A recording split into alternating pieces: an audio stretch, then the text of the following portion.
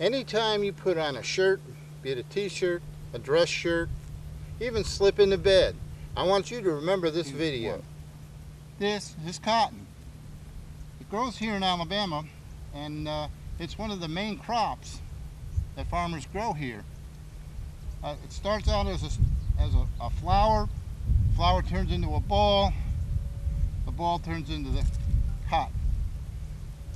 Farmer then gets these big combines, and they come through and they pick the cotton by a machine. The machine takes the cotton, separates it from the rest of the plant, puts it into a big bin, and the bin is dumped into a compressor, which is like a compactor, and it's put in these big giant, or whatever it is that they're using the cotton for. Bales. But these things go a couple of tons.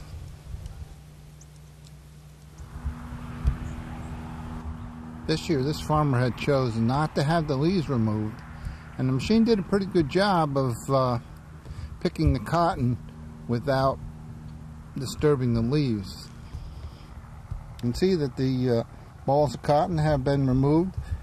There is some waste involved in picking by machine. The machine doesn't pick every single piece, and it sometimes drops it. So there is waste.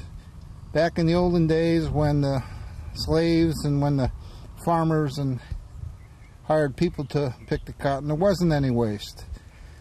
People would just walk through each one of these branches and pick the balls off the plant, put them in a bag, and when the bag was full, carried it back to the wagon and dumped the cotton balls into the wagon and started again.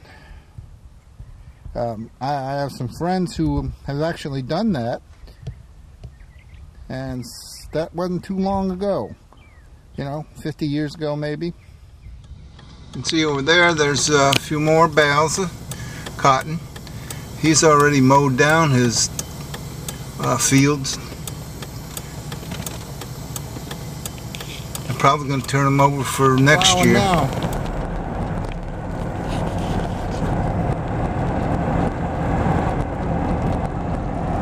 That's not a dirty job.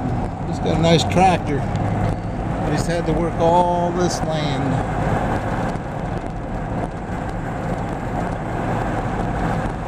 This was all cotton. The peanut farmers now, they're having a heck of a time. Their peanuts, their crops were good this year, but it just got dry at the wrong time of the year. They needed rain to moisten the ground to get the peanuts out. Well, that rain never came.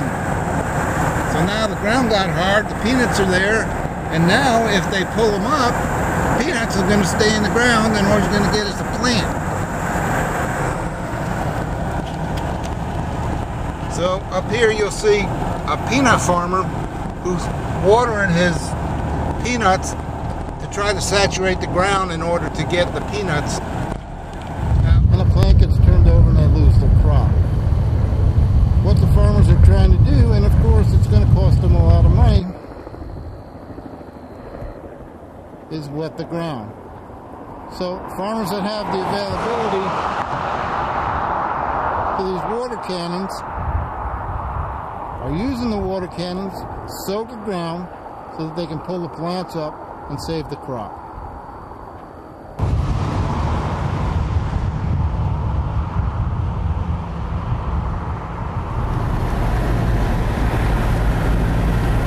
We're heading to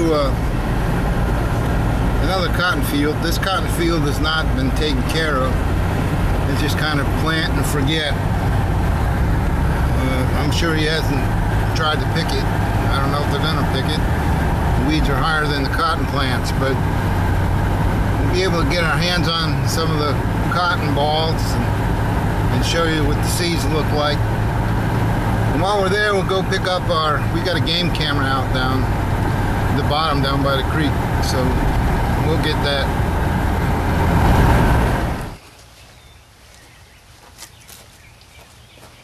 Usually just going to do what we're going to do go check some cotton and pick up the camera, I wouldn't go to the trouble of putting my snake gear on, because where we're going usually is near water moccasins, and the only threat would be rattlesnakes.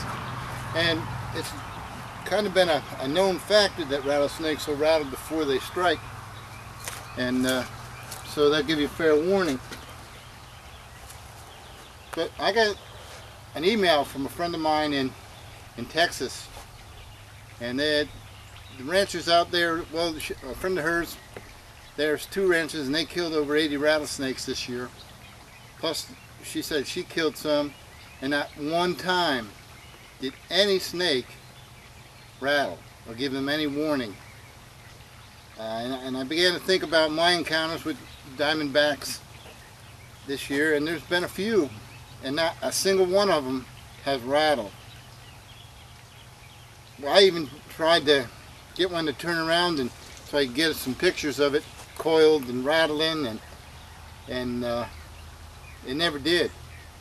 Their theory is that with the increased population of the hogs and pigs, and they do a lot of pig farming in Texas, pigs love to eat rattlesnakes, and the snakes have made an adaptation that when they rattle, it tells pigs where they're at, and they end up getting eaten. So I don't know how they tell each other, but now they're decided that they're not going to rattle and give away their location so that they don't get eaten by pigs. And it's hard to believe that a species can make that adaptation throughout. This definitely isn't Texas, this is Alabama. But we're finding the same thing here. So we're going to go ahead and put our snake gear on. We're even going to put on our chaps.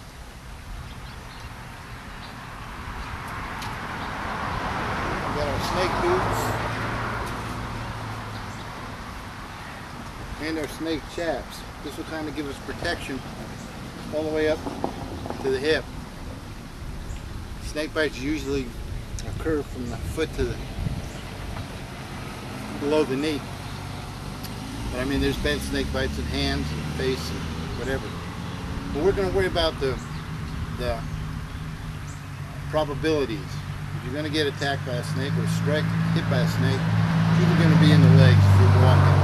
But we're going to go ahead and put our snake attire on, and because it's gotten real warm out.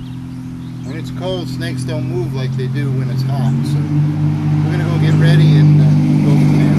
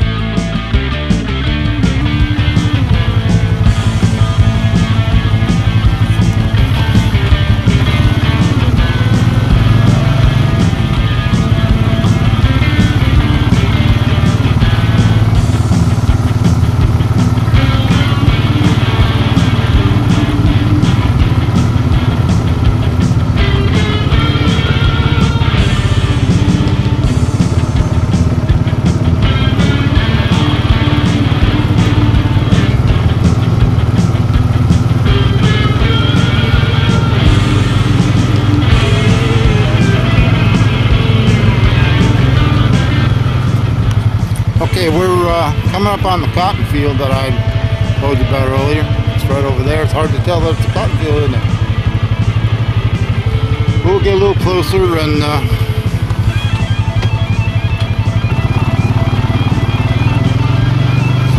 it's really a shame, but I guess this farmer knows what he wants to do. Alright, this is a good spot. You see the cotton plants. When I'm out here riding or walking around, it's still a lot of bugs around, and I just put on one of these off mosquito repellents, and I gotta tell you, they work.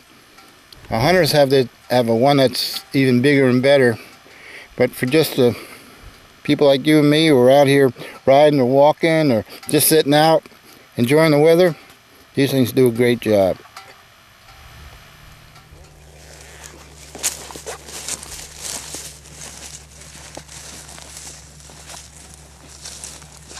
Okay, like I showed you earlier in the tape, it starts out with leaves, then it grows into the flowers. The flowers then turn into these balls. Then 3 weeks after it forms this ball, here's the flower. This is the flower. And 3 weeks later it turns into this.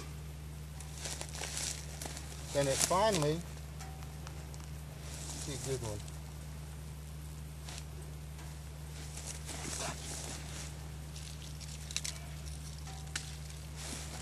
Turns into this. Now, this green covering turns into a very, very hard. It's so hard I can't break it, and it's very sharp. So you can imagine in the olden days when people picked this stuff, they were always getting poked and prodded, and their hands probably were cut and just almost unusable by the end of the time they picked the whole field. But a combine now comes in and it'll start going down the rows. You can see each one of the rows, and the combine is designed that it fits down each row. It gathers it, picks these off the plant. It separates the cotton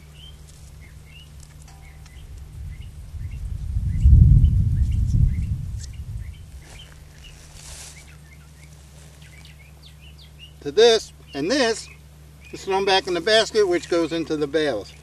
Now inside this cotton, if you know where to look or how to look, you'll find the seeds. There's a seed right there. These seeds are used for oil. They're used for all kinds of things. There's very little of the cotton plant that is not being used. But it takes, these seeds have to be sent to a processing plant where they take all this fur off of it, this tiny, tiny hairs. And then it's, once all this little tiny pieces of cotton is taken off, it's turned in either back into seed for planting next year or into oil or feed, whatever it is that they want to use this cotton seed for. But these are all, the hull is probably discarded. I'm not sure of any type of use for the hull, but the seeds are definitely valuable. The cotton is very valuable, and each one of these has at least one seed in it. So there's four seeds in each cotton ball. We'll take one.